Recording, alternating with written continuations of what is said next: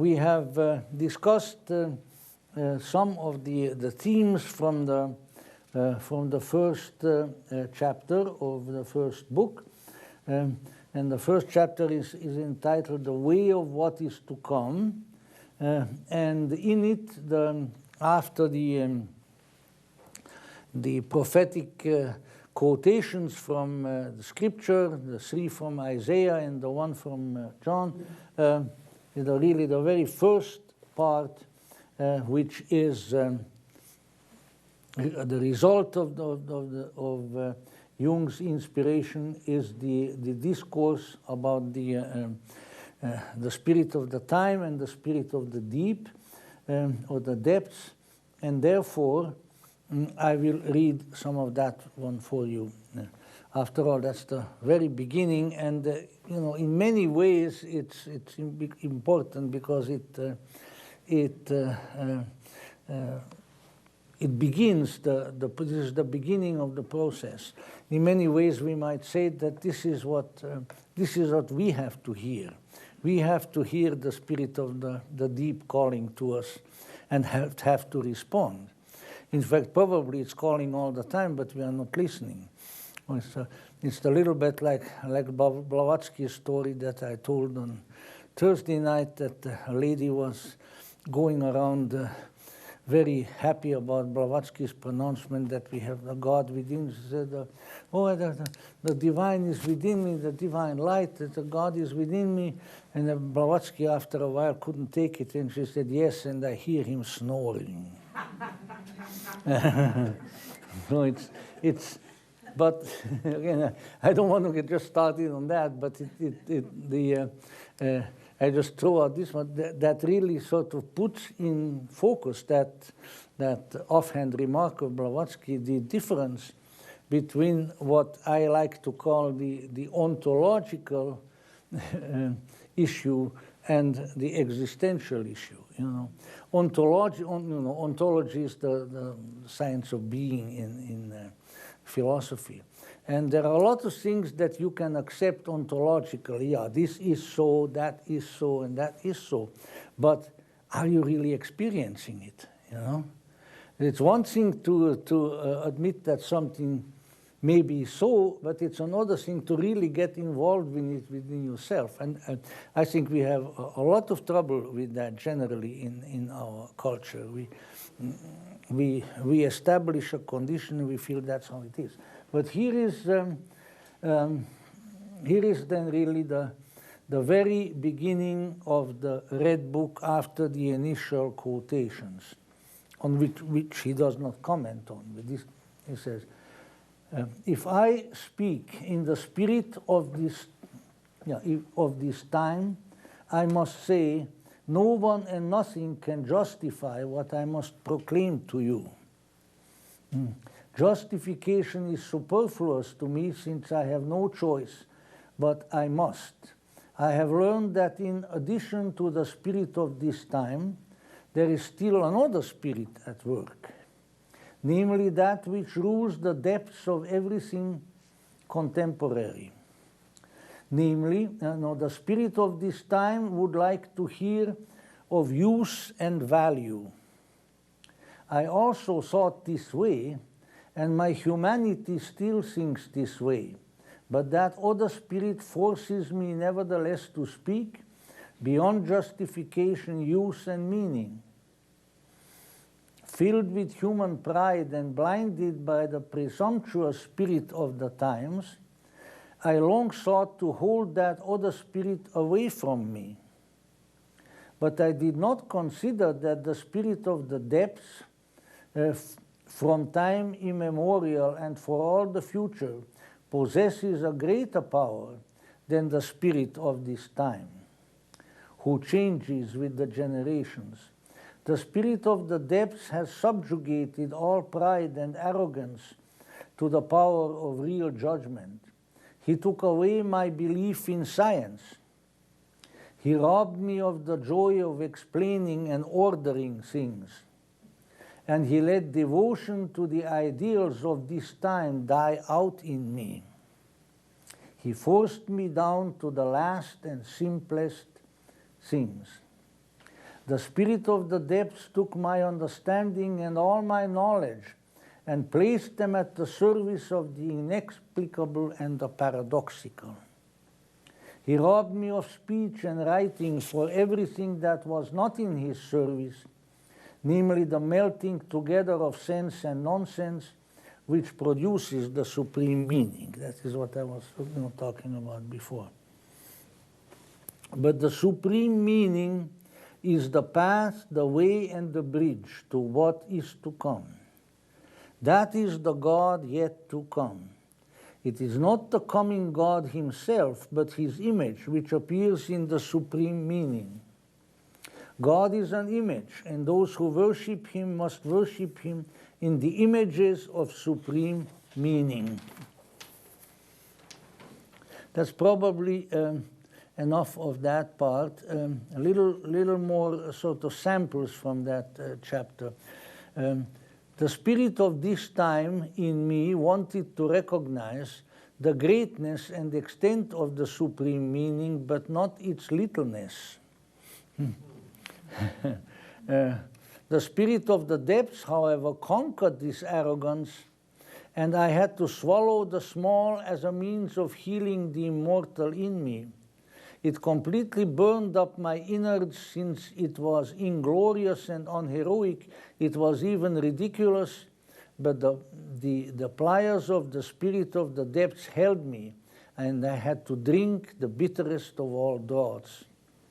The spirit of this time tempted me with the thought that all this belongs to the shadowiness of the God image, and it goes from there.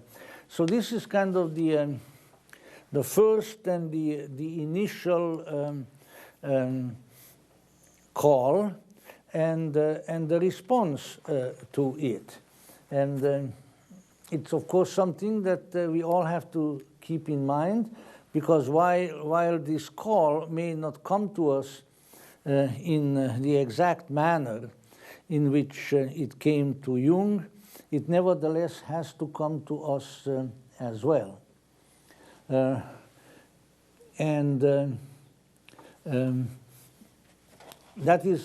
is how his, let's say, his process of change, his process of transformation begins.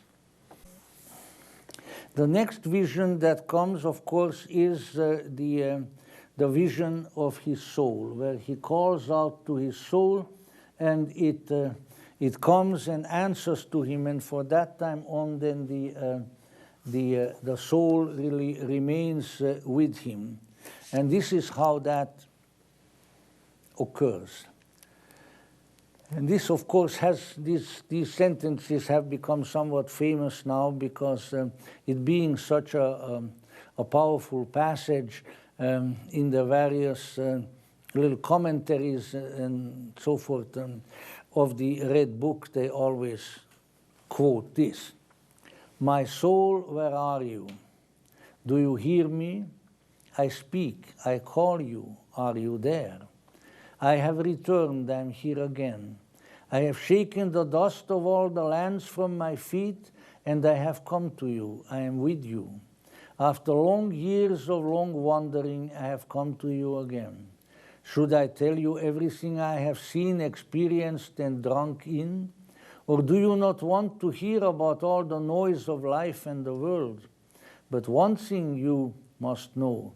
The one thing I have learned is that one must live this life.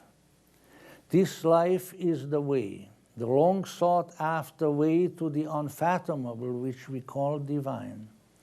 There is no other way. All other ways are false paths.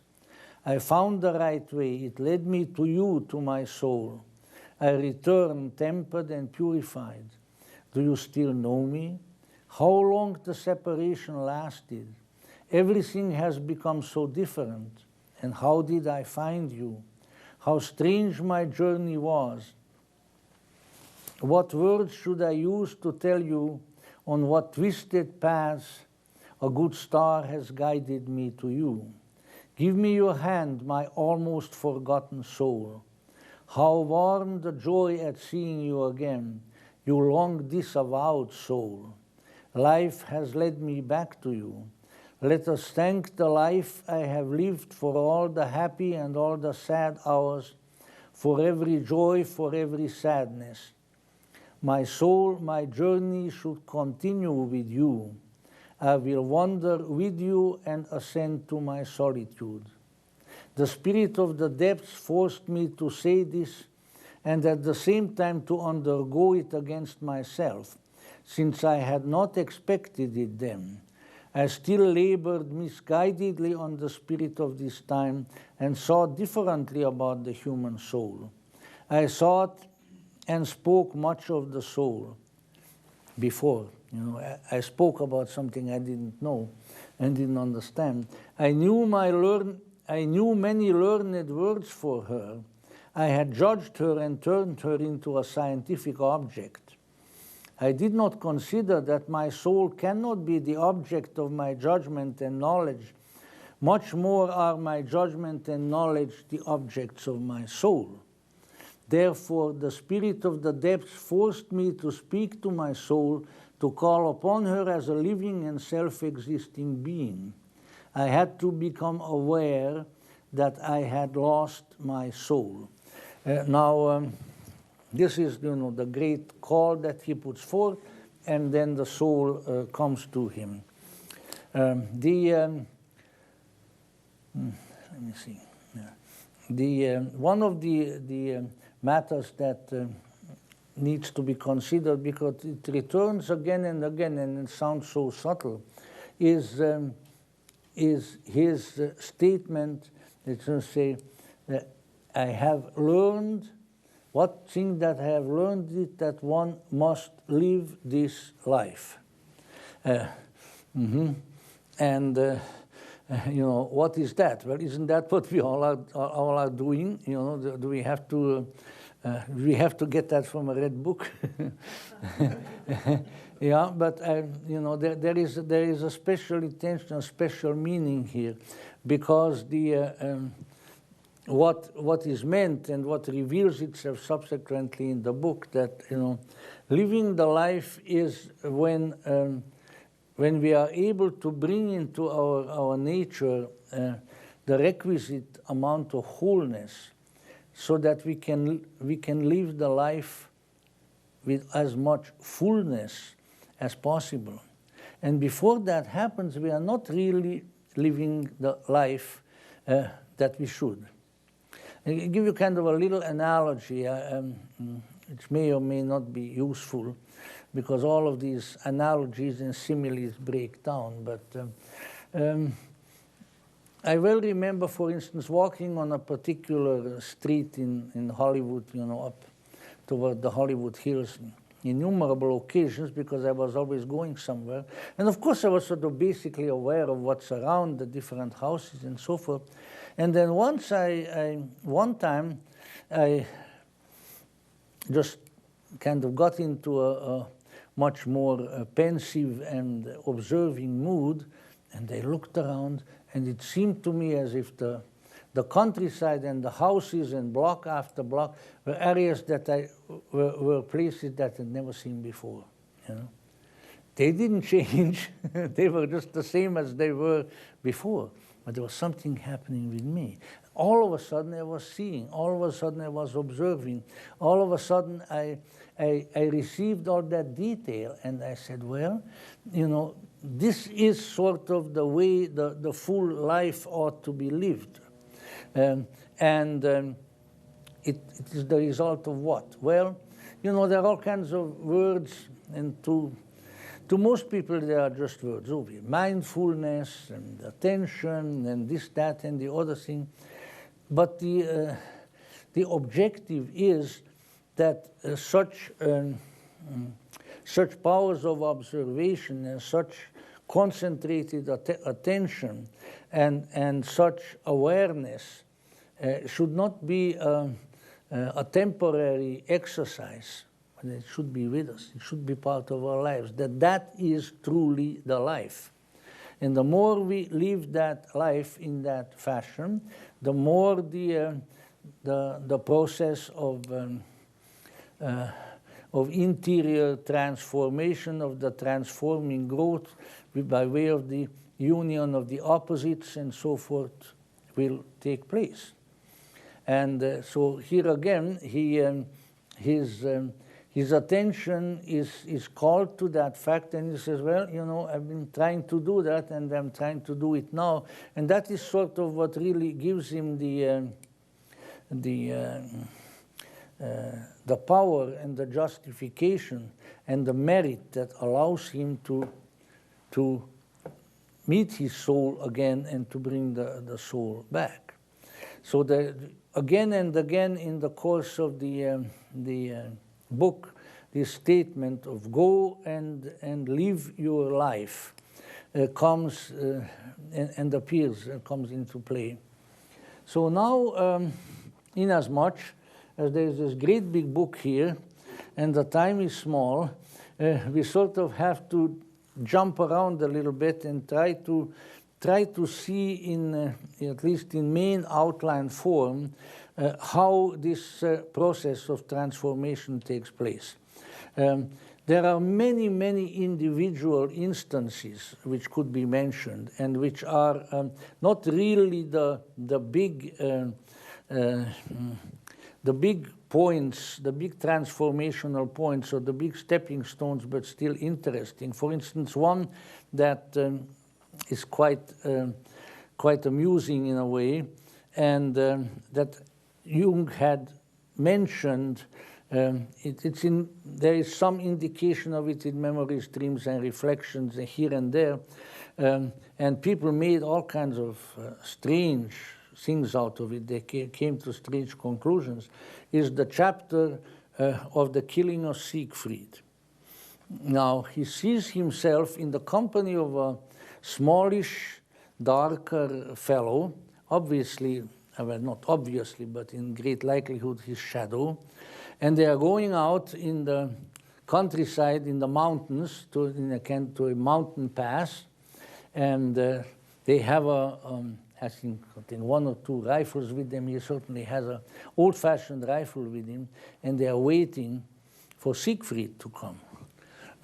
And so after a while, there's big hullabaloo, you know, great drama, and over the mountain pass comes Siegfried, and holding his shield, and he has a chariot and all kinds of things. His long hair is flowing, and Jung has to shoot him. And he does. And the little dark fellow helps him to do it. And then he says, well, why did I have to do that? He says, I neither like Siegfried or dislike Siegfried. It's not one of my favorite mythological figures or my least favorite mythological figures. And then the insight comes to him that Siegfried is his own heroic ego. So you see, we all like to see ourselves as some sort of a conquering hero. So he was the conquering hero, because, and you know, certainly from an external point of view he was. You got to remember that when Jung wrote this, when these events took place, he was really, even though he wasn't quite 40 years old, I think. Well, he was born in 1875, in the year of the foundation of the TS. You figure it out. But in any event, you know, he was just in midlife. He was very famous. The people just revered him in Switzerland. People came to him from all over the world, you know, for therapy and things like that. He was training therapists.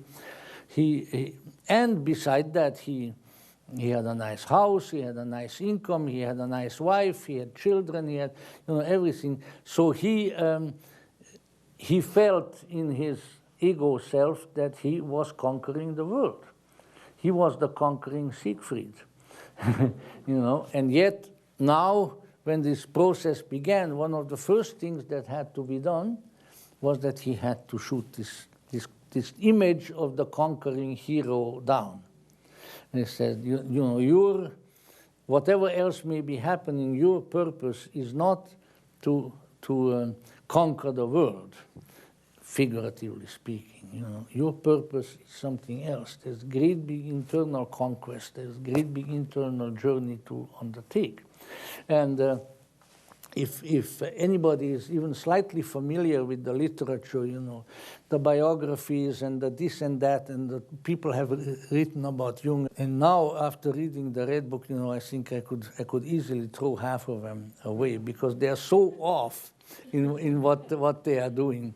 They came up with things like, Siegfried was Freud. Now, if there are two figures that are more unlike each other than the Siegfried of Germanic lore and Sigmund Freud, well, then I don't know who it is. And extremely different figures. I mean, all sorts of things like that, because Freud's name is Sigmund, and then there is Siegfried, so it had to be the same one. But of course, obviously, very different figures. And also, while it's not so terribly meaningful, it's interesting that this is a typical Swiss scene, The Swiss obtained their independence from Germany way back in the early Middle Ages by Wilhelm Tell, the hero, waylaying the imperial governor, you might say, in a mountain pass and shooting him. At that time, they didn't have any rifles yet. So it's to waylay people in the mountains and to off them in that manner. It's very Swiss. It's almost as Swiss as cheese and cuckoo clocks, See, this is not. I mean, it's not that the ego as such cannot be killed. If the ego is the carrier of consciousness, it's your lesser mind, and if you kill that, then you become an imbecile. You haven't got what it takes to live. But what it is here is really the persona and the projected persona of the individual as the heroic person who conquers the world.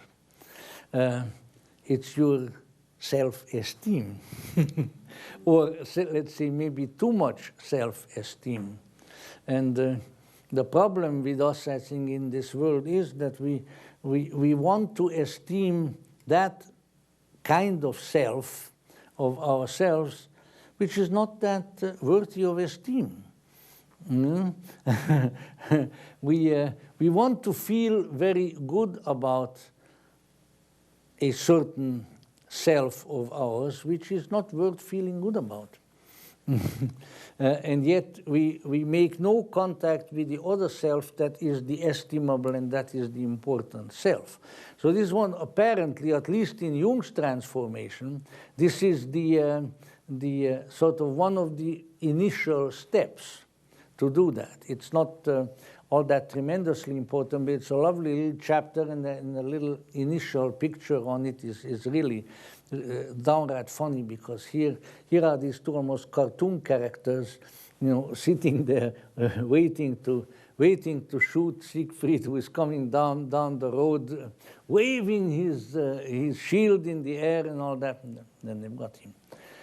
So in any event, this is one of the earlier steps. Now, what we need to look at is I have sort of outlined, and I think this is pretty accurate, what you might say are the major points in the transformation in the Red Book. And the first is just a very act of descent into the deep unconscious. And the metaphor for this was actually a descent. After he heard the voice of the deep, and then he was sitting at his desk, and a sort of chasm, a sort of big hole opened in front of him in his mind's eye. And he went deeper and deeper and deeper. And then he came to a sort of a cave, and there the archetypes were beginning. There was a river, and in the river there was a scarab, And there was a body that was floating, which was sort of the dead self, and the mysterious solar entity, the scarab, with whom he deals later on too. And that was the beginning. Then he kept going. So the descent, the initial descent, that's really the first truly major steps. The others kind of organize themselves around it. And then comes one, I'll read to you probably some little parts about it, that's really very interesting. Various little incidents here and there that are not that essential to the story. And then he comes and meets a curious couple. An old man accompanied by a young woman, and as so often in the Red Book, a great big snake that keeps them company. There's sort of these pet snakes are everywhere, and some of them are very nice and very benign, and others less so. And he comes to them, and he finds out that the old man is Elijah, and the youngish woman who is with him is Salome. And he doesn't just use these names, but Elijah is really Elijah, the prophet Elijah from the Bible. And Salome, in turn, is, Salome who danced like Marilyn Monroe in one of the movies when they had her hypnotized, and whenever they said Salome, she started dancing. And then she kind of misunderstood, and even when they said salami, she was dancing. Really stupid stuff, but just a little analogy. Anyway, this is the Salome who dances in front of King Herod in the Bible, and she's his stepdaughter or something like that, and persuades him with her dance and so forth to have John the Baptizer executed. That's the same Salome. And so this couple now comes to him and invites him to come in, and they begin a conversation. Now, and then, of course, some very, very great and very, very amazing things happen subsequently. But Elijah, of course, is how should I put it, is a perennial archetypal figure of the deathless prophet, because Elijah is one of those who has never died.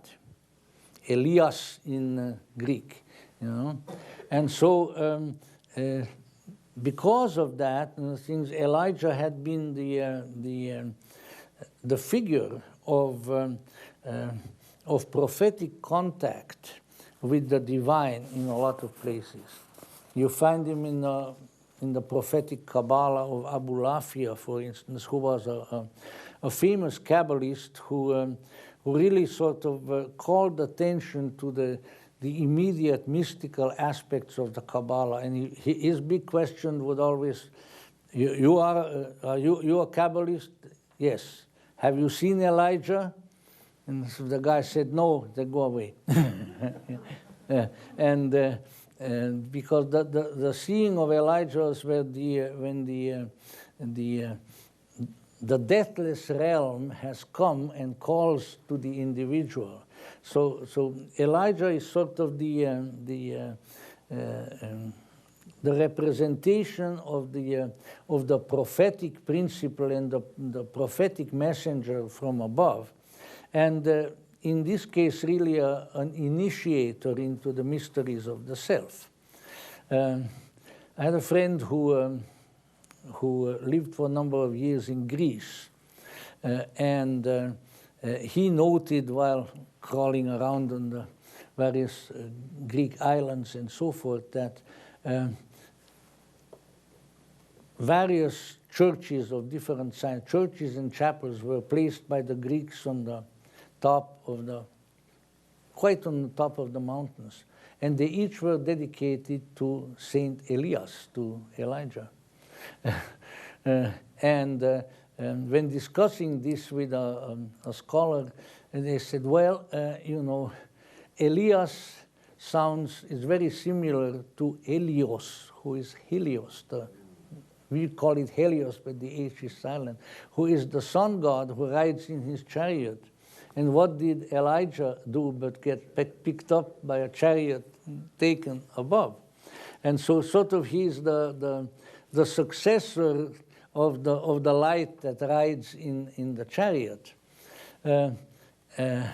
Now Salome is a different kind of a creature, because she's definitely represented in the New Testament as a villain, somebody who causes the death of a very important and a very holy person. But as Jung indicates, why is Salome the one who causes the death of John the Baptist? Now, who is John the Baptist? He's the forerunner. He's the one who is there before the Messiah comes. And for the Messiah to truly come, the forerunner has to be out of the way. So that what she is accomplishing may look like something horrible, and very often the killing of a person in dreams and things of that sort means their change, their transformation. So we have right now in the world and in our consciousness, we have sort of figures who are like John the Baptist. They are forerunners of greater things to come, and they will have to give way to the greater. If we don't allow that to happen, if we are hanging on to the old, then the new will never come. And so there's a great metaphor here about Salome, and Salome continues to appear throughout the entire Red Book. At a certain point, Elijah sort of goes away. He's no longer there. And for one thing, he has, like Jung says, all Elijah is concerned with is predicting things about the future. He's always prophesying. And so Jung gets kind of tired of that. He says, come on, you know, I want to know what to do right now, and I don't need all those prophets. Then Elijah, but that's a bit later. But Salome keeps appearing and sort of represents a very passionate, a very emotional quality or force. She's always coming to Jung, and much of the time she asks him, well, why don't you love me? Do you love me? And things of that sort. And you can see why that probably occurs too, because if after he has gone in Elijah's door, into Elijah's house, and they interact there for a while, the whole episode with Elijah and Salome, which goes on for 2 or 3 chapters, eventually there comes about an incredible scene. So Jung understands that now he is going to undergo some kind of a really very powerful experience, and it's also dangerous, and they lead him up on a hill, and before he knows it, he finds himself stretched out on a cross. The snake crawls up on him and is wound around him, a little bit like in the statues of Mithra, you know. And Salome stands below, and she asks, well, you know, what is happening? And they tell him, well, you are undergoing now the experience of Christ. And so he hangs there, and finally a sort of great epiphany, a great change comes upon it, and great light. And by the way, Salome all along was blind. she was holding the hand of Elijah all the time. And when this is happening, Jung is having the experiences. Salome stands underneath the cross, and all of a sudden she can see. So his crucifixion experience had restored her sight. Now what do we have there? You got to remember that this is a time when the majority, practically all of the concepts which have become sort of the shibboleths, really, I mean, they're bandied about all the time, primarily by Jungians, but others too, have not been articulated yet by Jung. He hadn't written yet about anima and animus. He hadn't written about a lot of things. All that came later. And so this is a very, very direct statement of the restoring the feminine within himself to consciousness, to the sight. Seeing is always the symbol of consciousness. So that by her sight being restored in this manner, she now has become conscious. And then she reappears from time to time again, and she adds a sort of really quite beautiful emotional tone and emotional element to the process of transformation. Of course, Jung, especially in the early part, I mean, he's still pretty naive, and you can see that. And he didn't excise the evidence of this naivete from the book. It's very, he's very honest about it. I mean, much of the time he's just a very tough little argumentative Swiss guy. I can just could see him there. Hey, hey Elijah, what are you trying to say? What's going on around here? I don't understand all of this. Come on, there are very, very frequent argumentations like that, and then the various figures whom he's dealing with. Come on, now sort of simmer down, wait a while, and then you will know what is happening. But he's not this kind of spaniel-eyed devotee who goes around, oh yeah, how wonderful this, how wonderful that, and of course doesn't understand anything, but has this kind of very pious attitude. But he's very, very, very argumentative, very demanding. I want to know more. How is this going on? What is happening? A sort of, no doubt, symbolizing to a certain extent the acumen of consciousness that has to be there in our experiences. It's Mr. Manly Hall, my dear old patron of years ago, whom I still miss so greatly. I was lecturing at his Philosophical Research Society for well over 30 years. And some of that time, Mr. Hall was there himself. And so Mr. Hall said, he said, in my life, I encountered many people who were telling me of their most astonishing experiences, which, however, inevitably were without any essential meaning. He was a very kind man, but he also he told it like it was, and this is what happens when we have, and I firmly believe that just about, well, certainly all of us in this room, but all of us are capable of very important spiritual experiences, which would be very useful to us and very helpful to us. But even though these experiences come to us to some extent, we don't recognize them, we don't derive any meaning from them. So it's not enough to have an experience.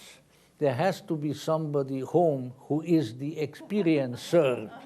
But when the real, the evaluating consciousness of the person is out to lunch, then something's happening, but there is no essential meaning derived from it. And by meaning, we have to, and it's certainly evident in various pages of a Red Book, on the meaning we don't understand, say,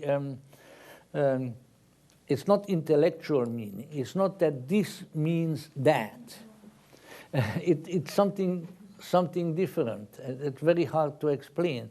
But there is a kind of explosion of understanding, a rising up of something within ourselves, and that is real psychic meaning. The kind of meaning that makes us different. We have understood something, and now as the result of that understanding, as the result of that gnosis, all of a sudden we are different.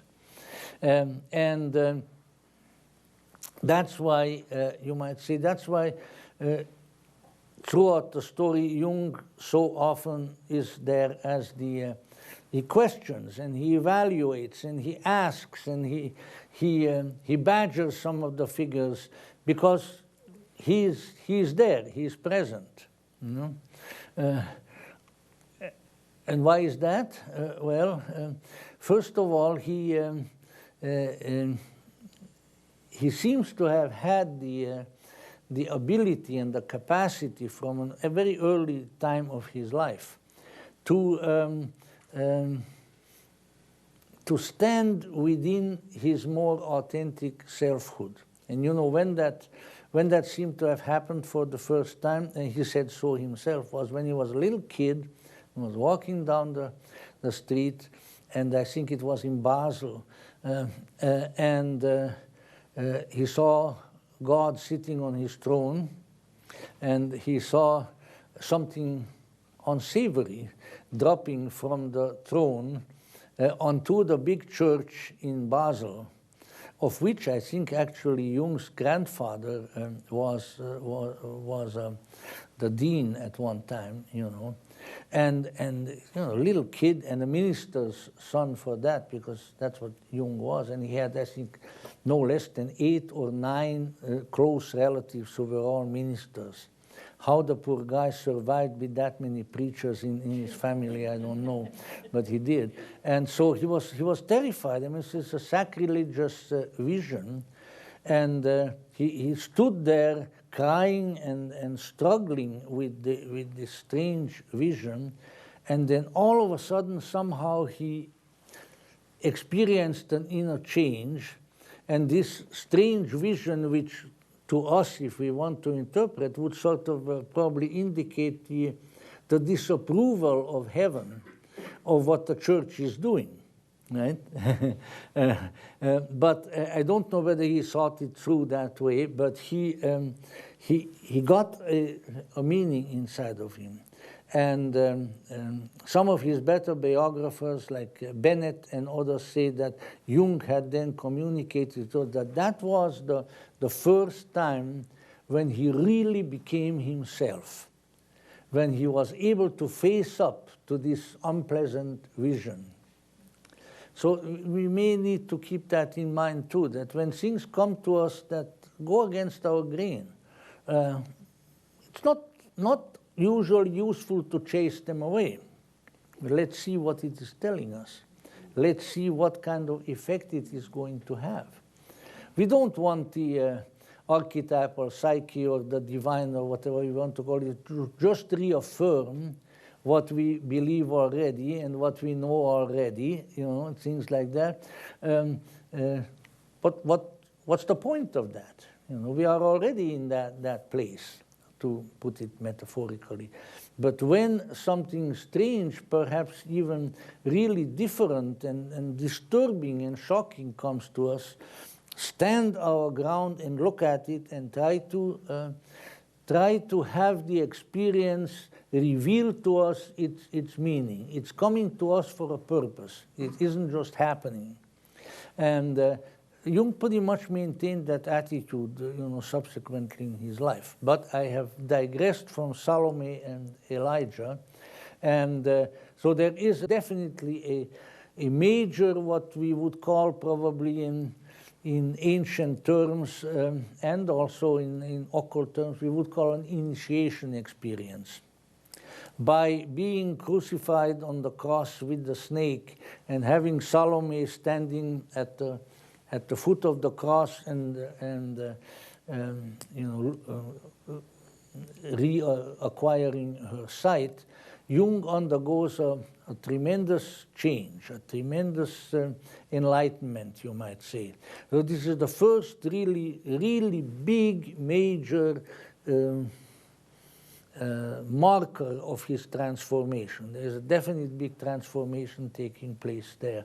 This, incidentally, which had sort of leaked out from Red Book material somewhere, Jung mentioned an experience of this sort, although I don't think he owned up to it at that time. It happened to him, but it was conjectured by others, and this was used against Jung by this rascal Knoll, who had written two very nasty books about Jung, the Aryan Christ and the Jung cult or something like that.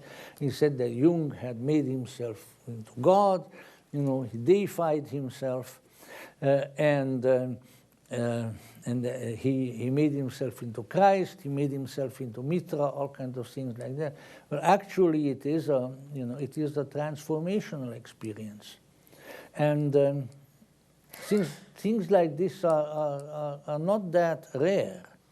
We need to remember that the very method, as far as we are able to discern, because after a lot of that stuff was secret, of the mysteries in antiquity, like the Eleusinian mysteries of Dionysus and Orpheus and all the rest of them, really consisted at a certain point in the process of the individual becoming in consciousness the God.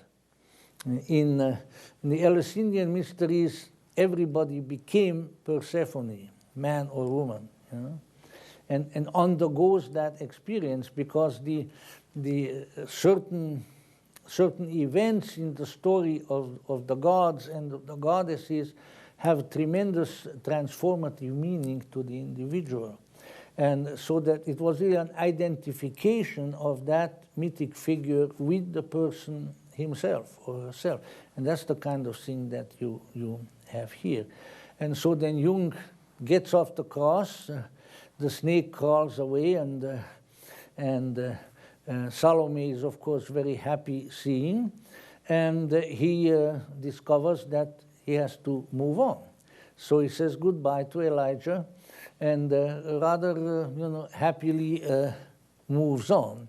The next major encounter is really with the master, with Philemon, who becomes his major influence and his major teacher right up to the end of the book. But I'll come to that a little later. In between, there are various stories, you might say, visionary stories, which all in various ways tend to tell really the same thing. And that is, of course, none other but the presence in him, in the world, around him, but primarily within himself, of a great divine being who needs to be helped, needs to awaken in some fashion. There are several like this. And one of them that Jung comes across is a god. And the god's name is Izdubar.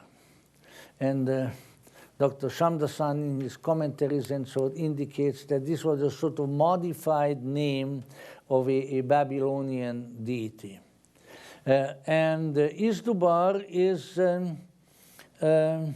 not well, shall we put it that way, Gods get sick too.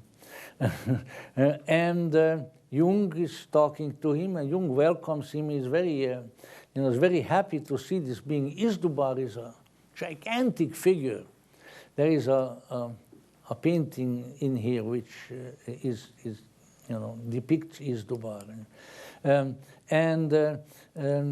So Jung converses with him, and Isdubar asks him various questions about what is going on in the world, and Isdubar is pretty terrified of what is happening in the modern world as to how materialistic people have gotten and everything. It says, oh, it's just terrible.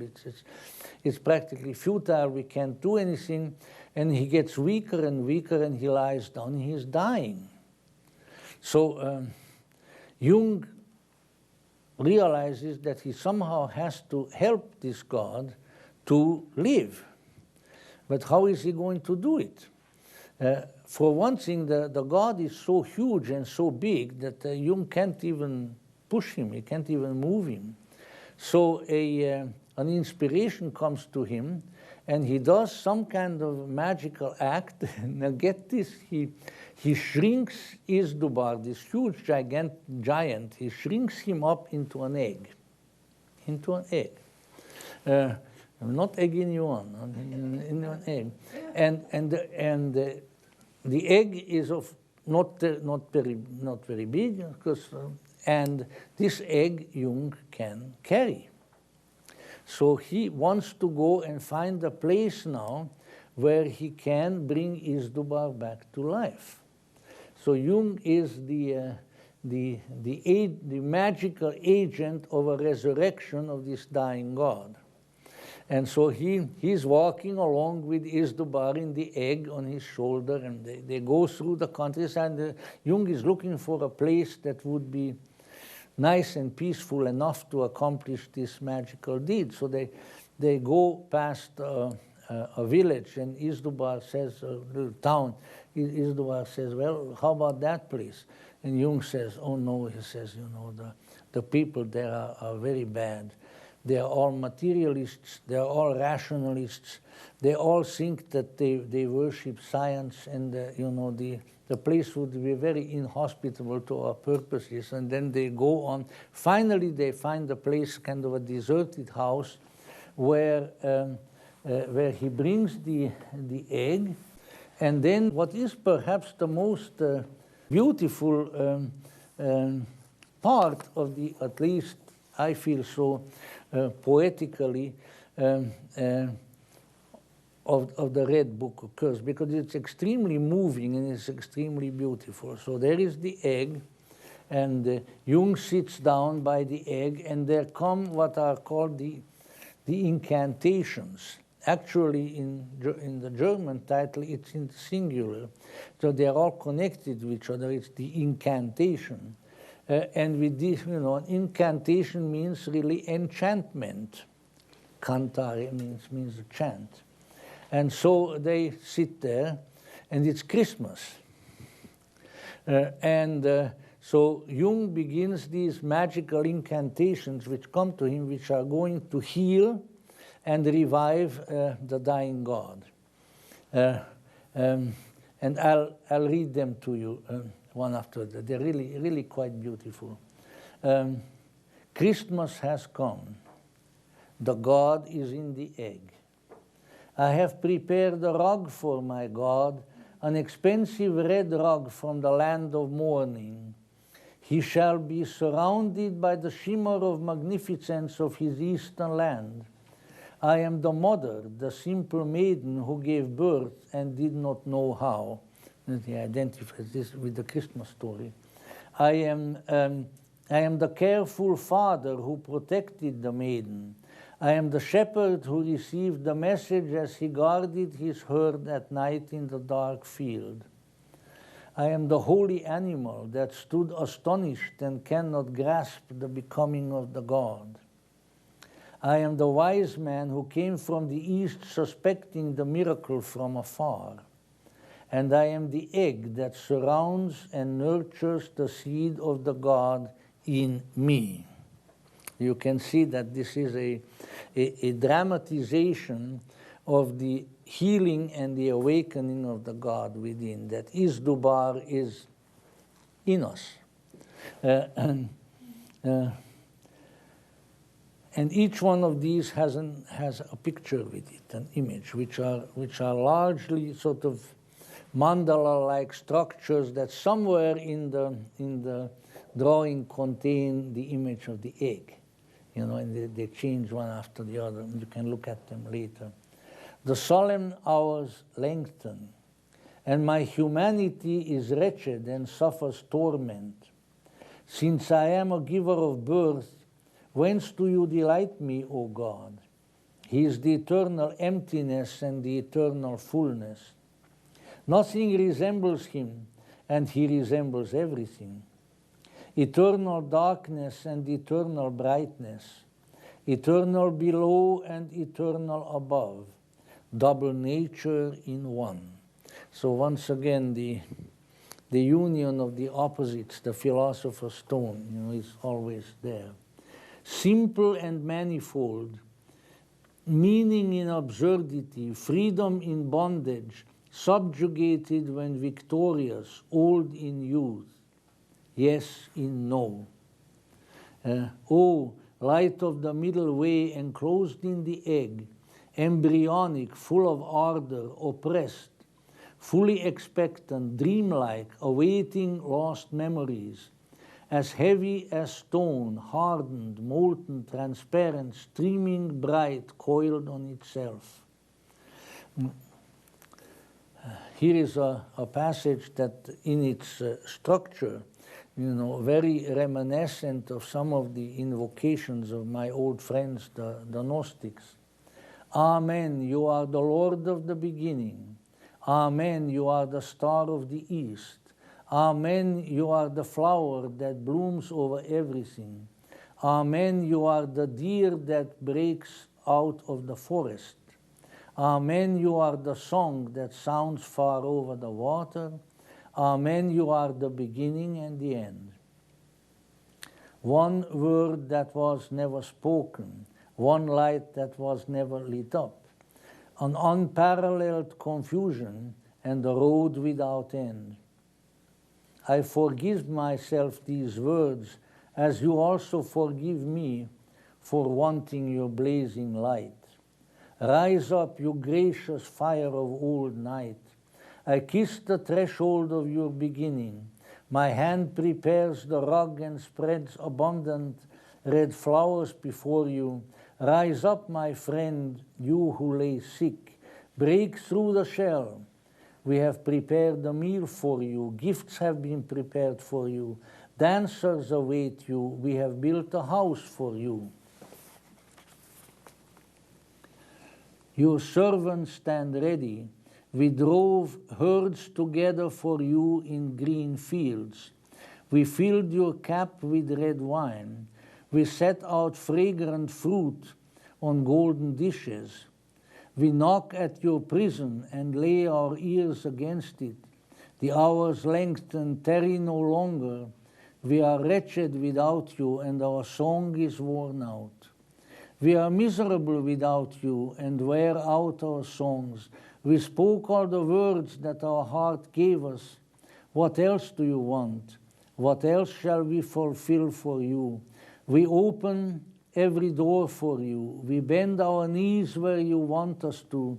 We go to all points of the compass according to your wish. We carry up what is below, and we turn what is above into what is below as you command. We give and take according to your wish. We wanted to turn right, but go left, obedient to your sign. We rise and we fall. We sway and we remain still. We see and we are blind. We hear and we are deaf. We say yes and no, always hearing your word. We do not comprehend, and we live that incomprehensible, the incomprehensible. We do not love, and we live unloved, and we evolve around ourselves again and comprehend and live the understandable. We love and live the loved true to your law.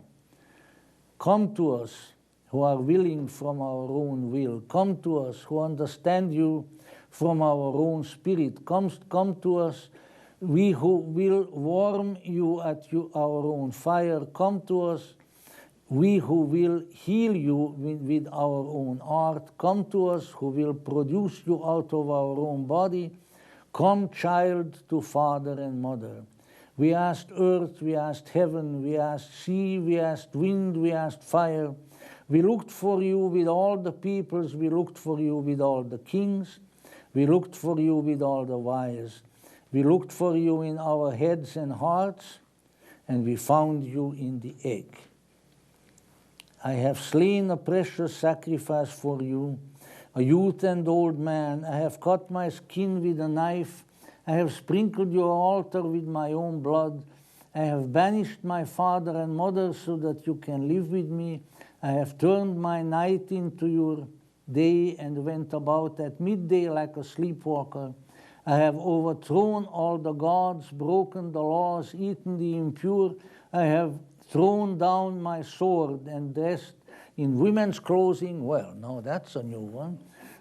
Certainly unusual in 1913 or 1914. I shattered my firm castle and played like a child in the sand. I saw warriors form into a line of battle and destroyed my suit of armor. With a hammer I planted my field and let the fruit decay. I made small everything that was great and made everything great that was small. I exchanged my furthest goal for the nearest, and so I am ready. And then is the opening of the egg, and the God comes forth from the egg.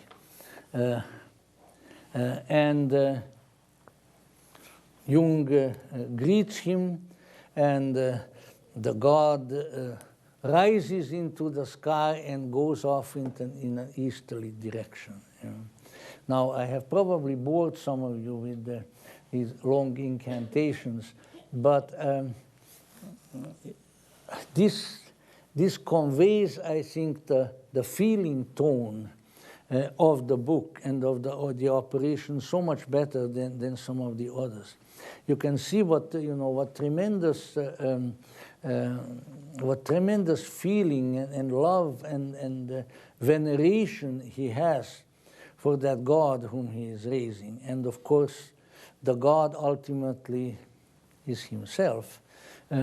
And the egg, you may have come across that the egg has been represented as that which surrounds the individual human, called the aura by some, the egg of creation, the Orphic egg, and others, and it is the container out of which something that is seemingly dead comes. You may have, it's a pretty familiar figure now, or rather a very popular figure, that of Mary Magdalene. And in most of the old icons of Mary Magdalene, she holds the egg in her hand. And the story about that is that she's, of course, the witness to the resurrection. She's the first one who goes to the tomb and said, Jesus isn't there, that is risen. And so now she goes into the city and meets various people who had been disciples and who, associated with the group. She's trying to tell them that the Lord has risen. And she holds up the egg in saying that he has come out of the egg, just like the chicken comes out of the egg. He's come out of the tomb. He has come out of the grave. So it is, see, he's risen. And this is at least in a legendary sense, the beginning of the Easter egg. So there's much symbolism here, which one can read, especially if one knows some of the stories. And so Isdubar comes out and says, it happened that I opened the egg and that the God left the egg. He was healed and his figure shone transformed. I knelt like a child and could not grasp the miracle. He who had been pressed into the core of the beginning rose up, and no trace of illness could be found on him. And when I thought that I had caught the Mighty One and held him in my cupped hands, he was the sun itself. I wandered toward the east where the sun rises. I probably wanted to rise too, as if I were the sun. I wanted to embrace the sun and rise with it into daybreak. But it came toward me and stood in my way. It told me that I had no chance of reaching the beginning. And, behold, the god rose up into the sky and left. That's a very, it's probably the most elaborate of the stories that has to do with addressing oneself to the Godhead within. But just, I hope that at some point or the other, if you haven't done so already, you'll study the book yourself, then you will see that the theme of something latent, something almost dead, something obscured, something buried, needs to rise, needs to come into its own. And that is really sort of the great central theme around which everything organizes itself, and it's illuminated again and again with different visions that are all a story in themselves. So it always comes back to that. But of course, combined with that are such themes that you cannot just do this by will. You have to do it as the result of a process.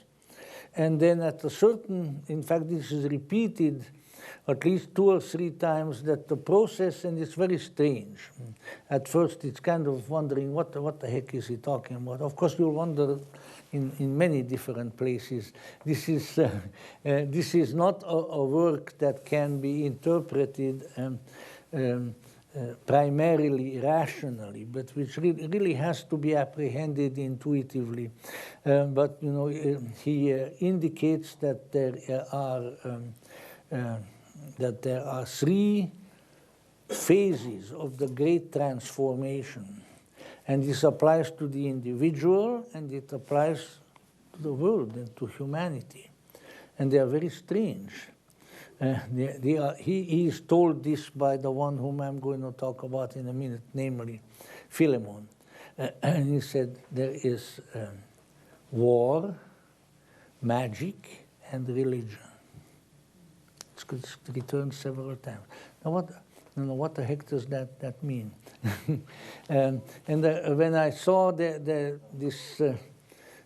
triple prophecy, or the 3 prophecies in one, I was immediately reminded that the poem of which is the introductory little verse of the Gospel of Thomas, where it is stated, "Let him who seeks keep seeking until he finds. And when he finds, he will be troubled. And when he is troubled, he will wander. And when he has wandered, he will be the master over the all." So it starts with seeking, and of course, he does that through practically the entire book. It was the result of his seeking that he went down into the underworld. And there are all kinds of other journeys. There are journeys to heavenly realms. There are journeys to hell, really terrifying things. And then he always recognizes that he's told that these experiences are necessary for him for the transformation, because his transformation leads to wholeness rather than to only a partial transformation. Wholeness is more important than goodness, although goodness is part of wholeness.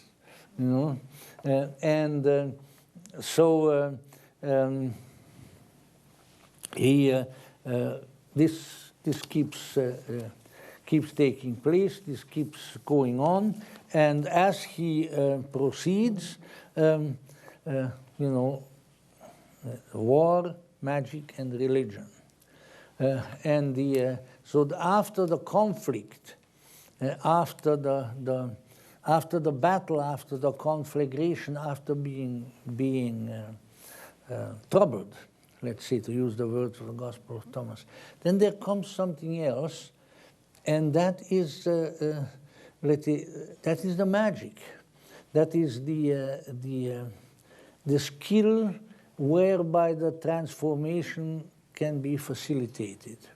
And you don't have to think of any way in which you have understood magic before, but it's the skill, it's the spiritual art, it's the psycho-spiritual skill that we have to inquire, along with its sensitivity. For what it demonstrated, what he was doing with the incantations is obviously magical. In fact, if anybody has any knowledge, say, of how ceremonial magic is done, you can see very well that the principles are present in the incantations. But then comes, which he calls religion, but it could be called by other names too. I know religion has a bad name nowadays, and I never could quite understand why, because after all, in the essential sense, it means religio, how to join yourself back to reality, how to join yourself back to God. You know, religere means to rejoin. So the very word implies that we have become disjointed, and we have to rejoin, and that is really the essence of religion. Now, of course, religion has been embodied in various systems, and you know, the trouble with systems is that they are systems, and that's a trouble right there, because then the system becomes more important than the intention and then the essence, and then we begin to worship the system and we don't accomplish the work. A very, very fine gentleman whom some of you have probably met in the past, I'm sure. I had great, I don't hesitate to say I had great love for him, was John Coates, once the international president of the society, a terrific man. In any event, John Coates told, I'm sure he told it elsewhere, but he told it in a talk when I was present. He said, you know, what we are doing all the time, and we do it no matter what tradition we follow, is very much like some old English story. There was a farmer, and the farmer had bought a beautiful plow. And you know, I'm from the time when, back in my home country, when I still saw the plowing done with oxen and with you know, people walking behind the oxen with the plow. So it's a meaningful symbol to me now. He had this beautiful plow, and he really thought it was a terrific plow. So he polished it up very nicely, put it out in front of his house, and then he invited all the neighbors to come and look at his plow. And this went on and on and on. Every day he brought out the plow and wanted to show it to somebody else. And the plowing season was over, and he never used the plow. he only talked about it and only showed it off. So this is, to a great extent, you know, what happens with the systems. And whether the system is, I don't know, the theology of St. Thomas Aquinas, who, by the way, and this is, you know, well-attested hagiography, which is the biography of the saints, that at the end of his life, toward the end of his life, he got up in the pulpit and he said, everything that I wrote, my theology, my Summa Theologia, and so it is just like straw. It doesn't amount to anything. He says, I have now experienced what God is really like. I have experienced the way to God, and all of this is nothing. Of course, they don't tell you that very often.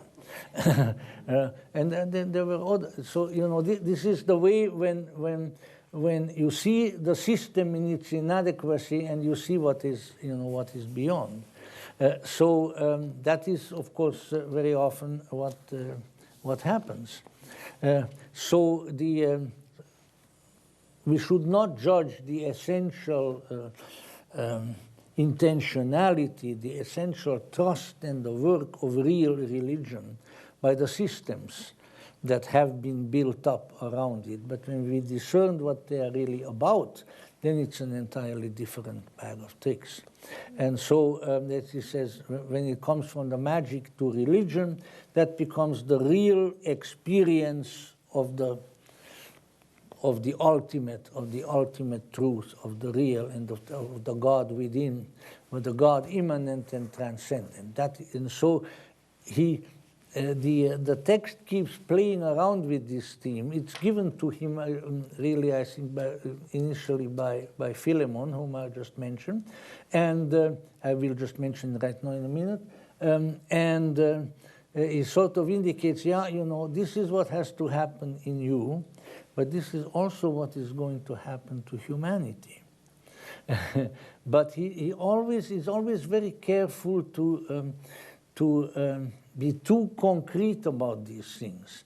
About the most concrete statement is just the one where he says that the new God will fully manifest, the new religion will be fully here 800 years from now. That's the only really specific thing that he says, and he always says, you have to realize that we are talking symbolical here, that all these things are symbolic. But of course, when you understand what Jung always meant by symbolic or symbol, it doesn't mean that it's something unreal. It doesn't mean that it's something, some Folderol, but that these are statements which are the ciphers to the mystery. These are the words which will open up what really is there. So that's what he indicated by that. Now, in the middle of his long process, which started in 1913, and then more or less came to a conclusion, to a kind of temporary conclusion in 1916 with the 7 Sermons to the Dead. So kind of right in the middle, what 1914. Jung wrote first the passage in the Red Book that is called The Gift of Magic. And that is when some of these, he felt that some of these magical powers came to him. But he said he received the gift, but he didn't know what to do with it. You know? So, you know, I told you, okay, I'll initiate you, I'll give you the gift of magic, go home. But now what are you going to do?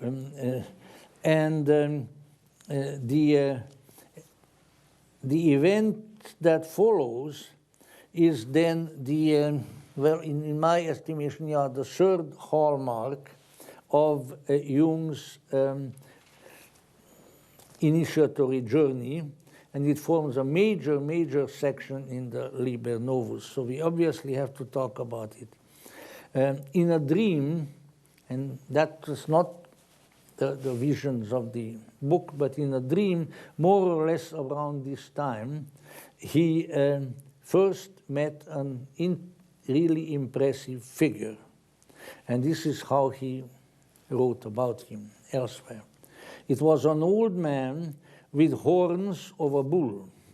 He held a bunch of 4 keys, one of which he clutched as if he were about to open a lock.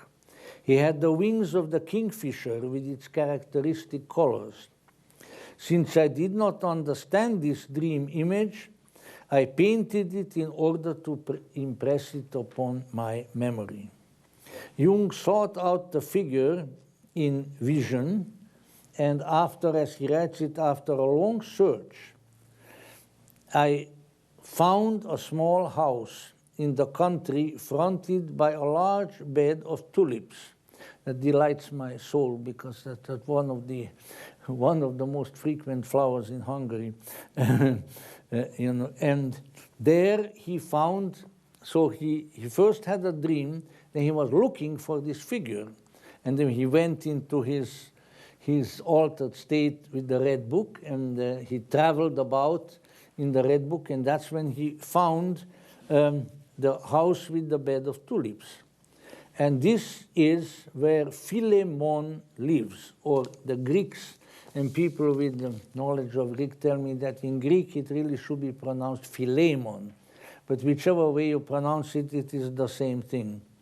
At first, Philemon appeared old, also a little bit feeble, and really not like someone who he felt could help him.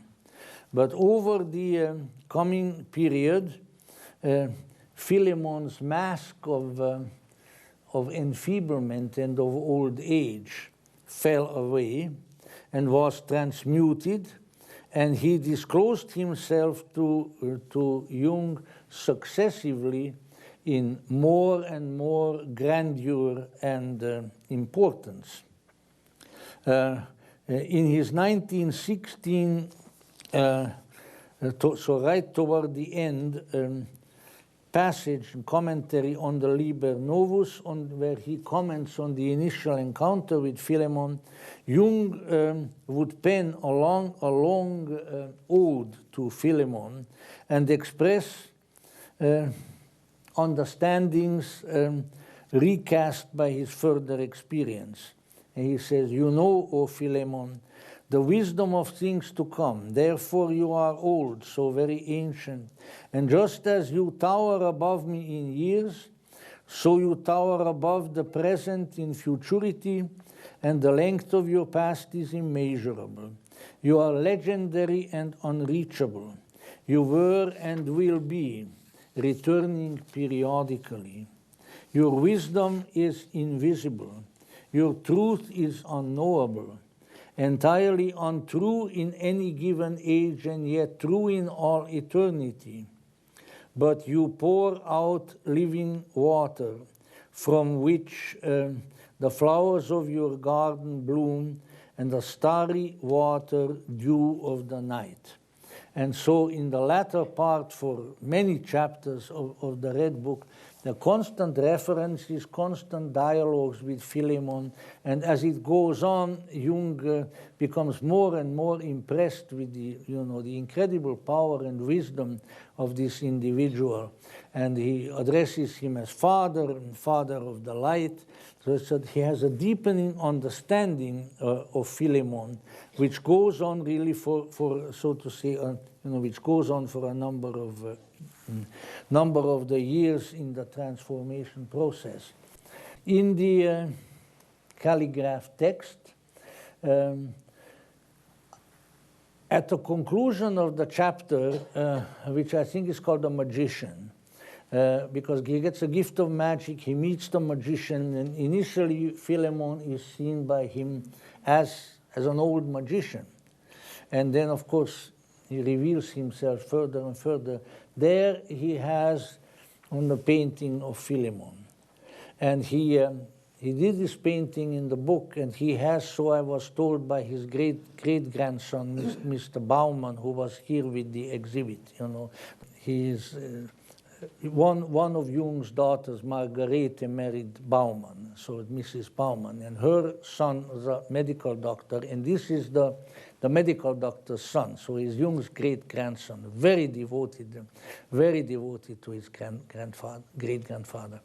And Mr. Baumann said that there is another big painting, which is a mural, which Jung executed in Bollingen at the country house. And he says, when we really want to have a great experience, and we in the family, we go over to Bollingen and we look at the painting of Philemon.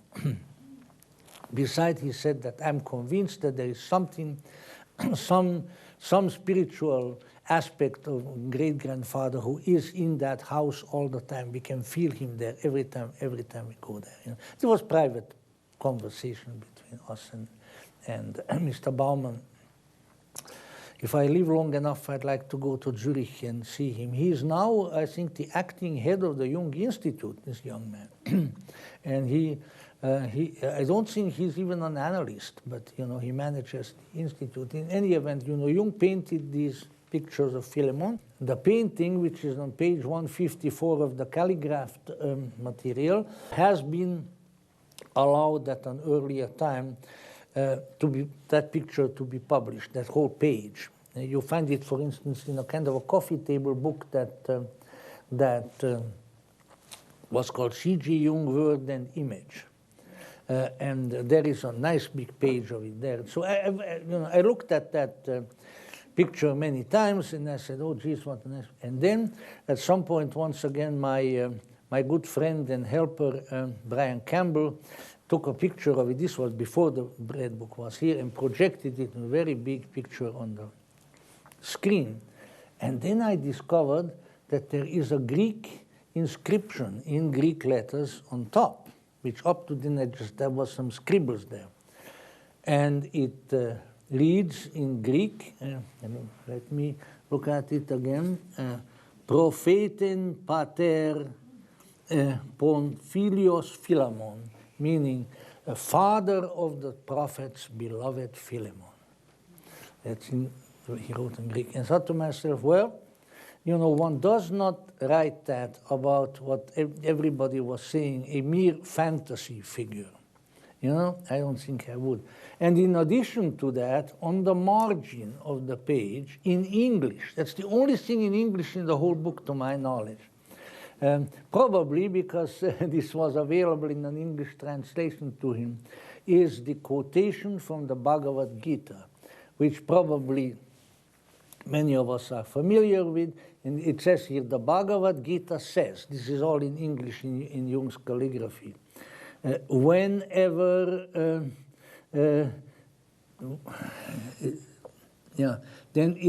whenever then is a decline of the law and an increase of iniquity, then I put forth myself for the rescue of the pious and for the destruction of the evildoers.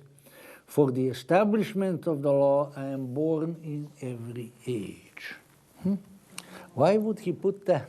Why would he put that next to the picture of Philemon? if it were not, at least in his estimation, extremely appropriate. So obviously, when he did this painting, Jung was completely convinced that he met a being of momentous importance. And at the same time, yes, it is a being of the psyche, but it is also a being without my psyche. It's there, you know. This one is painted on the last page of the chapter when he encounters Philemon. And then there are further encounters. Geez, the time is going. But this, when you look at page 154, 155, at some point of the calligraph of the German version, then there is something very interesting that a lot of people have missed. You know, there are many pictures in the book that do not directly relate to the text. In fact, the pictures in the book are like a whole other book itself. And so there is a picture on the opposite page that is very, let's say, that, again, it has no, it's not described in the text, let's put it that way. And as some of you see there who have the book, it's large, it's larger than the picture of Philemon even, and it depicts a sort of pillared temple. In the center of the temple stands a gigantic, bigger-than-life feminine figure, and she's veiled, somewhat like a Muslim lady would be veiled. Her eyes and her nose are seen, but not the rest. Behind her is a crescent moon and a light with many light sparks falling down. There are two angels further up in the air, and the temple is filled with a crowd of people who are sort of milling about. And some of them are looking at her, and quite a lot of them are looking away.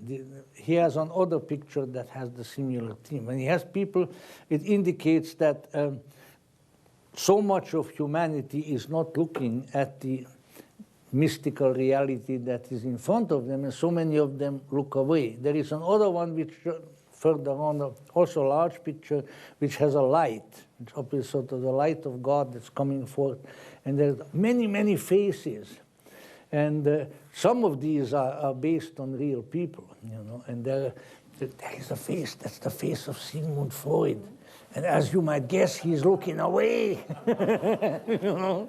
And others, that, you know, so that is his symbolism. They are standing, and many of them looking at her. And there is a definite figure there in the, well, in the right-hand corner from the picture's point of view, left-hand corner, who is Albert Einstein, and he's looking away.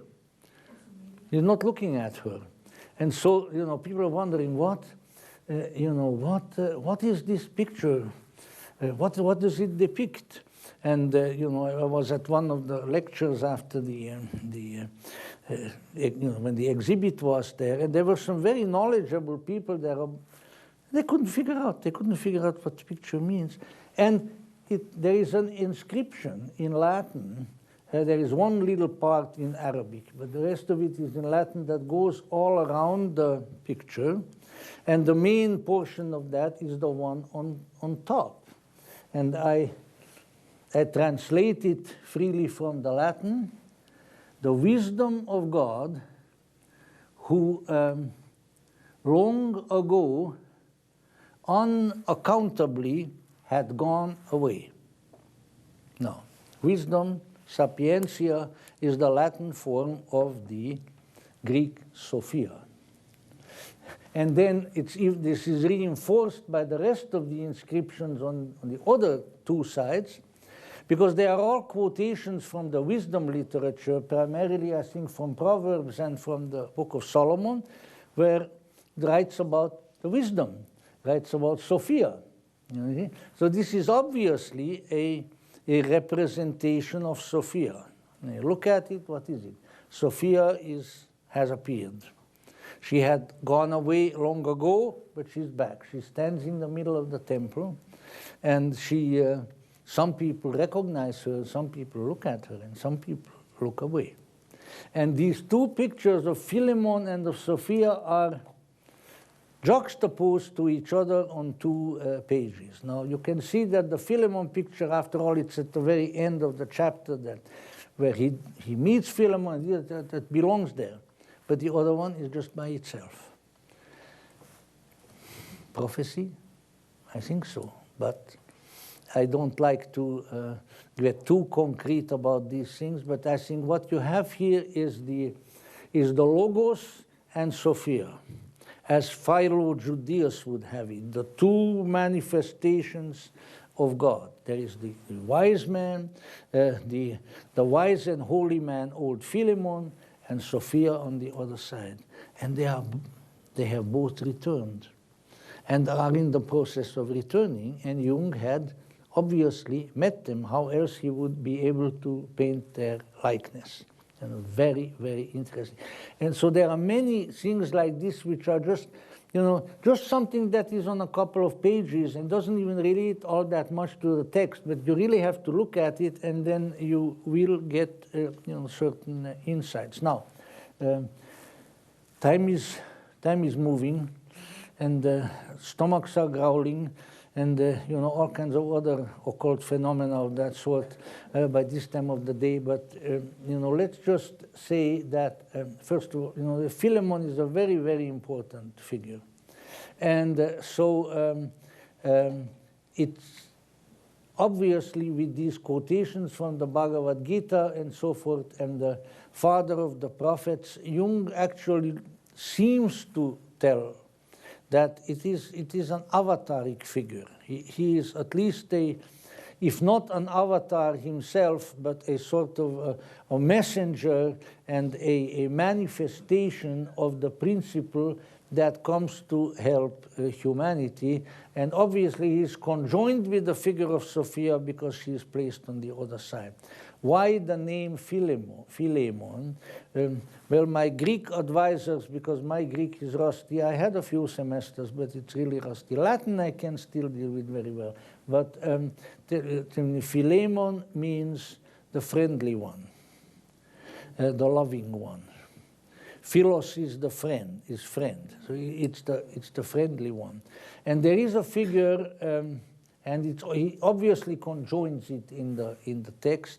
In mythology, Greek mythology, I think you can look at the reference notes of Chandasani. I think it's by Ovid, one of the Roman poets, and who have taken it from the Greek, is the story of Philemon and Baucis. And the Philemon and Baucis are described as two old people, who living somewhere in the countryside, and meanwhile two gods, Hermes is one of them, are walking around the countryside, and as the Greek gods are wont to do, they have big hats on, and they go around, they don't tell anybody who they are, and the people don't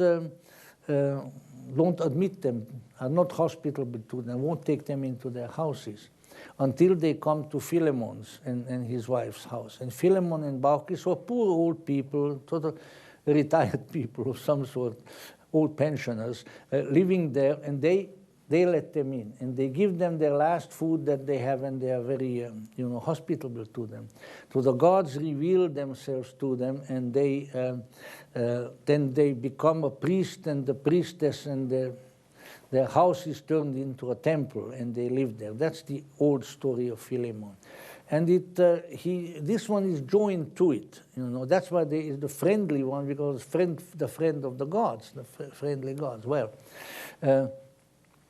now, from that time on, from about 155 pages of the calligraphed version of the Red Book, Philemon is practically always there, and he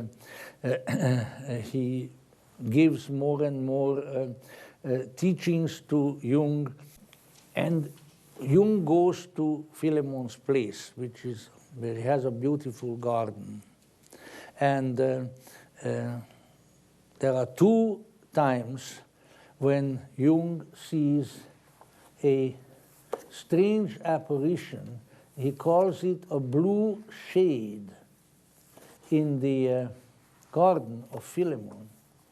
And it's really the very last page of the third book, which is Scrutinies.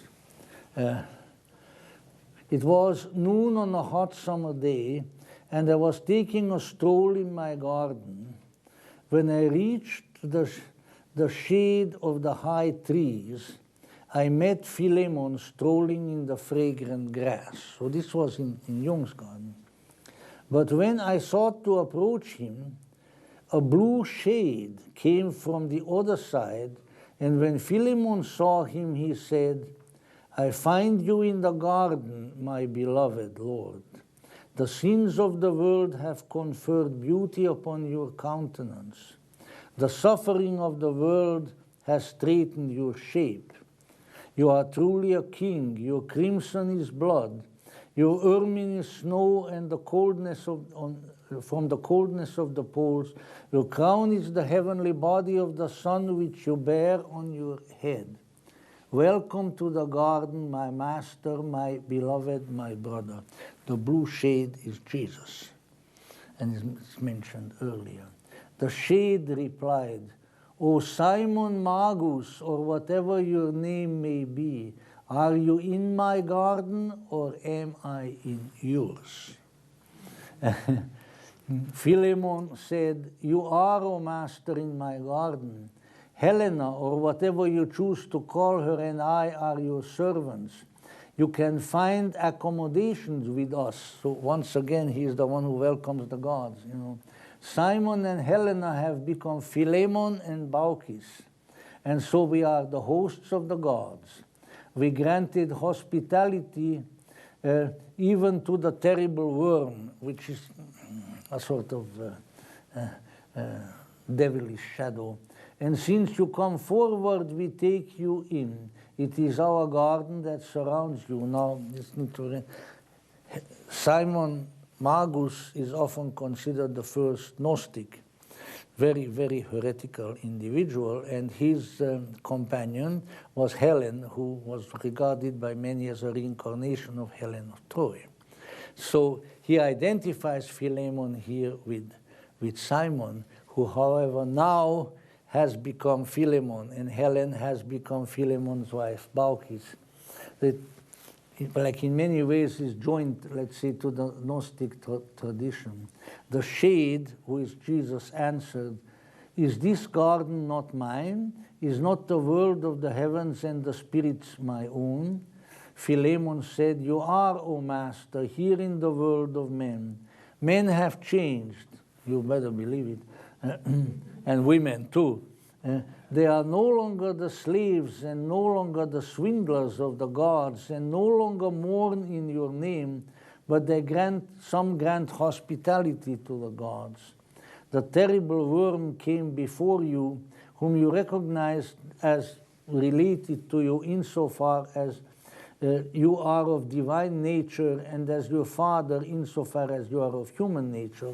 This relates to an earlier story. You dismissed him when he gave you clever counsel in the desert. It's the shadow, it's the devil. You know, he had been there too. You took the counsel but dismissed the worm. He finds a place sometimes with us.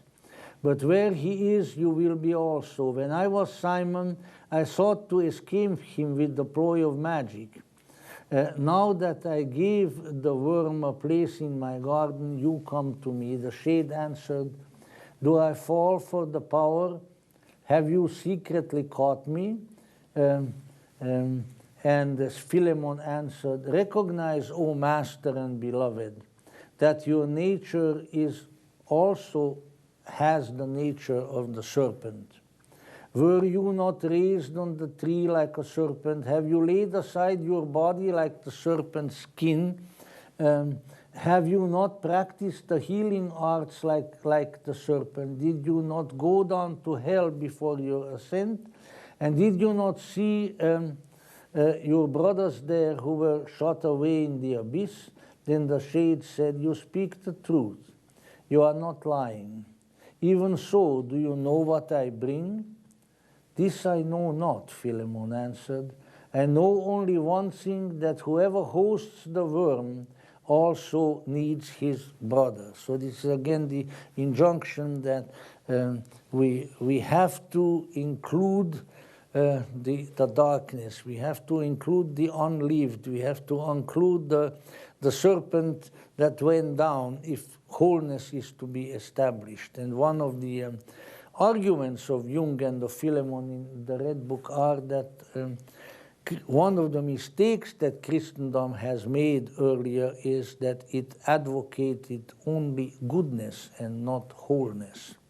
And this rendered, therefore, the Christian message very vulnerable, because where there is no wholeness, then one is very vulnerable to various things, and all kinds of difficulties and wrong-headed things can occur.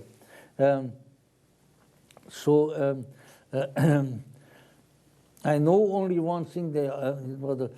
What do you bring me, my beautiful and glorious guest? Lamentation and abomination were the gift of the worm.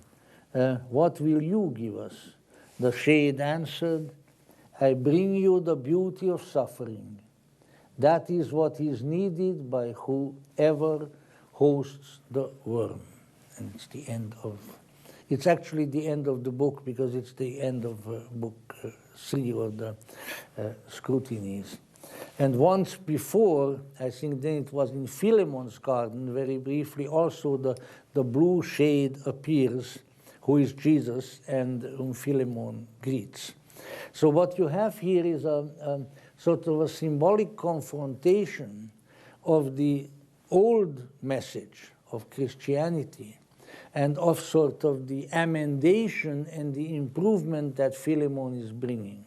One of them being that we have to recognize the shadow, and that salvation really consists in wholeness and in the reconciliation of the opposites. But you can see he's very reverential. Philemon is very reverential toward Jesus. So it's certainly not an anti-Jesus or an anti-Christian message. It's only a message that says, you know, some things have to be corrected, some things have to be set right. And we are just about finished. So let me see if there is I will conclude with this. There is a very revealing passage which occurs in one of Jung's notes, and which was written quite a bit later. I will not that much later, in 1922. It's dated in January 5th, 1952, which is sort of a final conversation as far as we know, there may have been others not written down, of Jung with his soul. And that concerns the publication of the Red Book, actually, and beyond it, the proclamation of the message. And I will quote, it's longer than this, but I quote these excerpts at this point. The soul says to Jung in 1922, "The great work begins." Jung, what great work? Soul, the work that should now be undertaken. It is a great and difficult work. Jung, what is it? Speak. Soul, you shall listen. To no longer be a Christian is easy. But what next? This is the question that could be addressed to our culture. All right, so you guys want to be secular? What next? What have you got? You know, for more is yet to come. Everything is waiting for you, but you should speak. And I think the speaking means you should get this message out, you know. Jung says rather pitifully at the end of a longer sentence, "But what is my calling?" The soul, the new religion and its proclamation. Jung says, "Oh God, how should I do this?" So the soul says, "Do not be of such little faith. No one knows it as you do. There is no one who could say it as well as you do." It says, you know, go ahead and do something about it. And of course, he was very torn because he was afraid to publish the Red Book. But then he found channels such as alchemy and others, and now the book itself had been published. And then the soul has one more statement.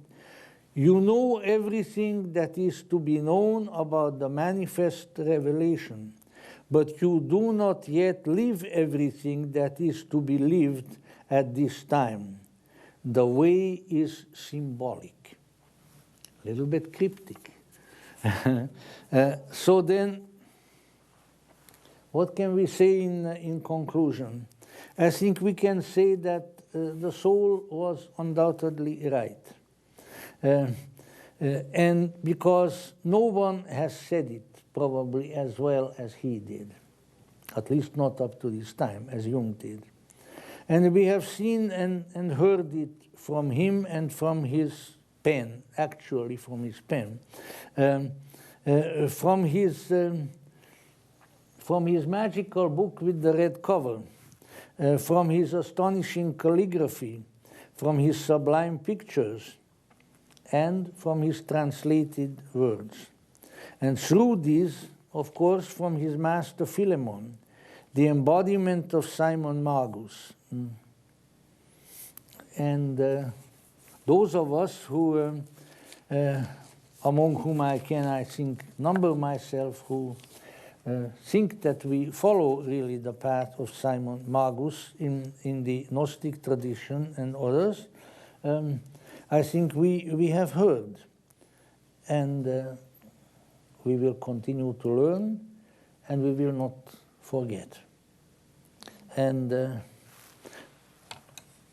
so perhaps to us, like to him, it's being said at this time, the great work begins. And whether this is chronological or whether it is purely symbolic, we don't know. But it doesn't really matter. Because if we do the work, then it's going to happen. And it's going to happen as it ought to happen. And with that, I'll conclude. Yes, please. I'm not going to clap for myself.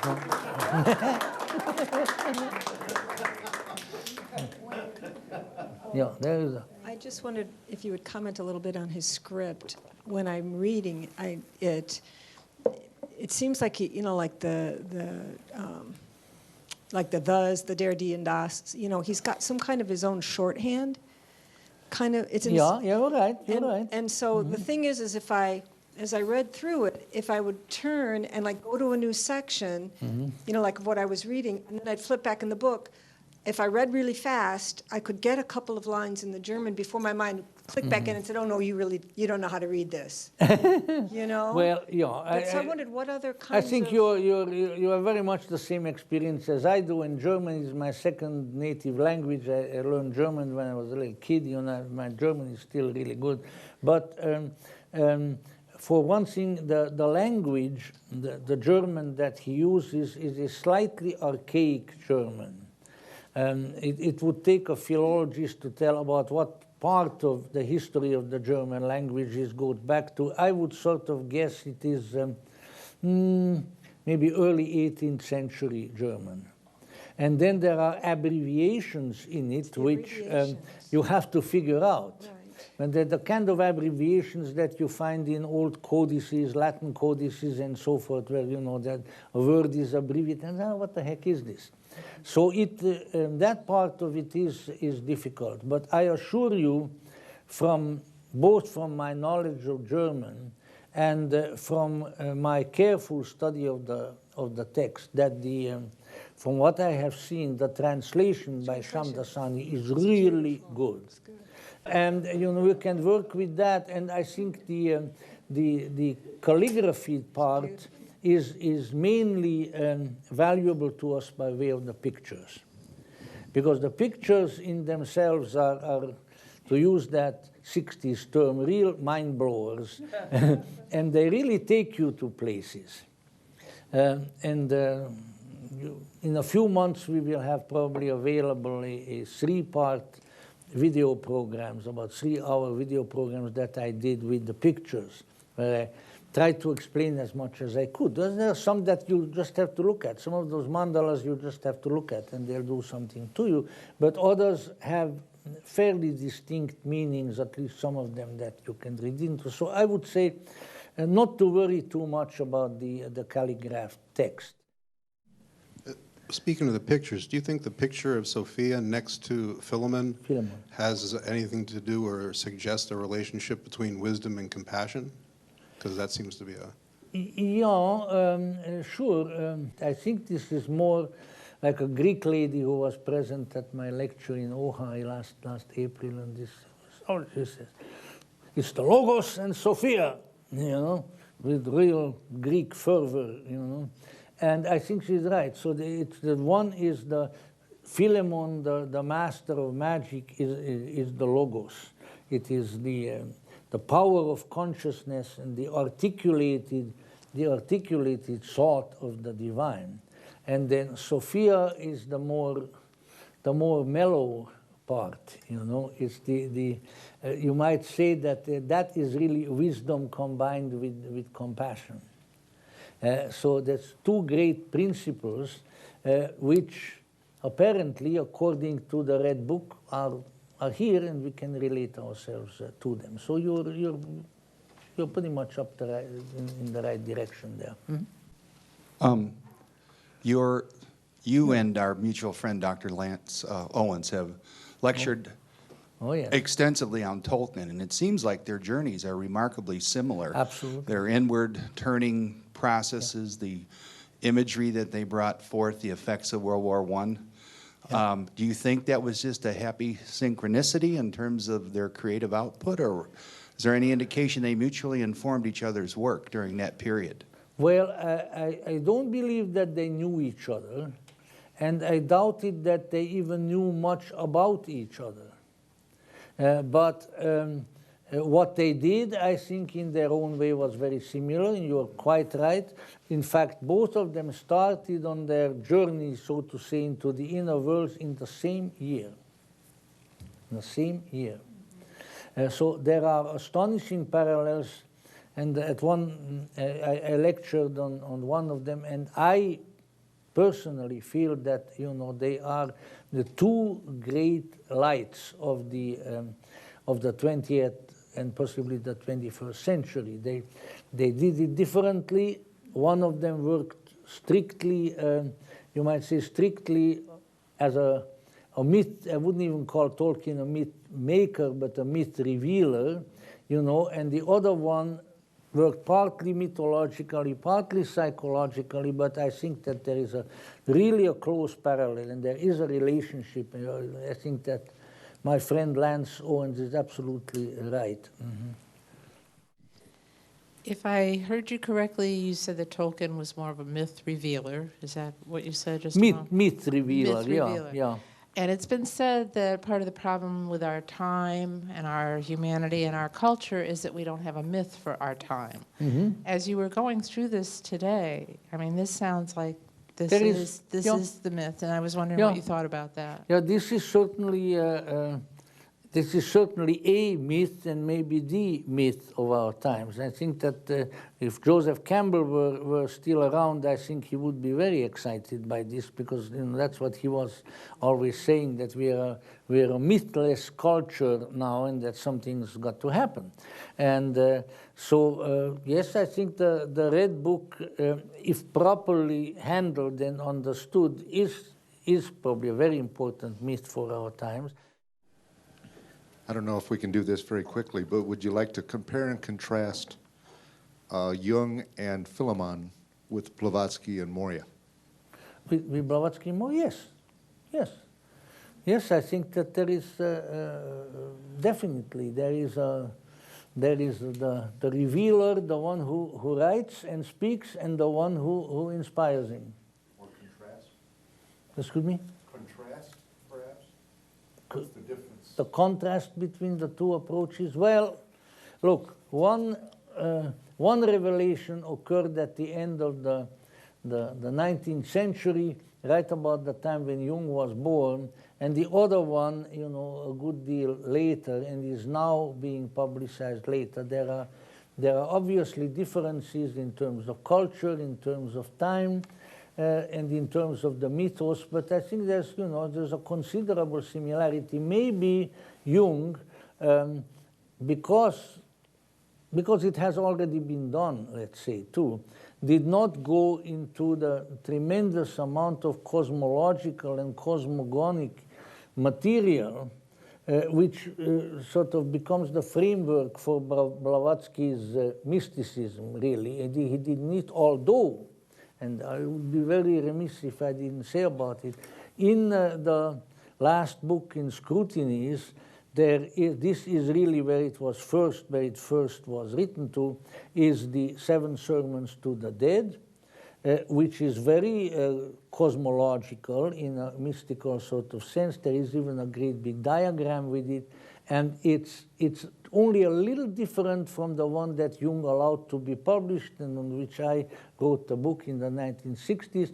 One of just about the only difference is that while in the previously published version, it's Basilides who utters the sermons to the dead, here it is Philemon.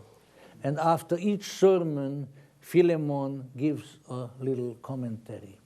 So this is where it was originally, and then Jung felt, well, this is such a nice little scripture in itself, and then he privately had it published.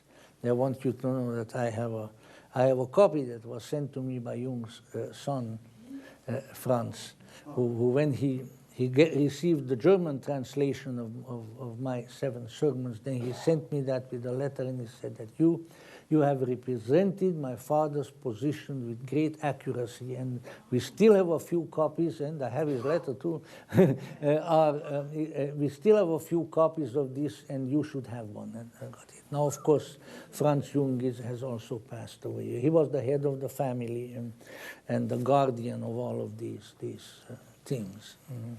So that is a little more Blavatskyan in the sense that it talks about sort of cosmological matters, how the